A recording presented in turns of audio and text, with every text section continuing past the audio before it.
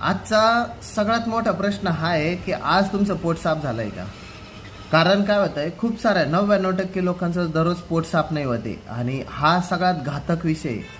आपण काय म्हणतो की ठीक आहे ना, एक दिवस नाही बा, पण सतत ते जर होत असेल म्हणजे मोठ्या आजारांना तुमचं शरीर निमंत्रित करणार आहे.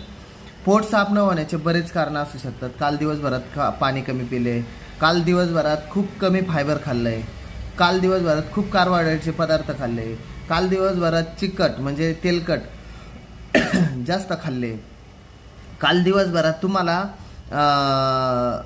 खाण्याचा एकदाच जास्त खाल्लंय, संध्याकाळी उशिरा जेवण केलंय, संध्याकाळी जेवण झालंय पण ते जास्त खाण्यात आलंय, झोप नाही झालेली आहे.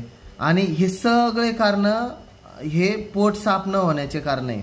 आणि हे जर व्यवस्थित केले ना तर तुमचं ऑटोमॅटिक पोट साफ व्हायला लागतं आणि तुम्ही जबरदस्त व्हायला लागतं. म्हणजे तुमचं जर पोट साफ झालं ना, तुम्ही भारी एकदम एनर्जेटिक होऊन जाणार.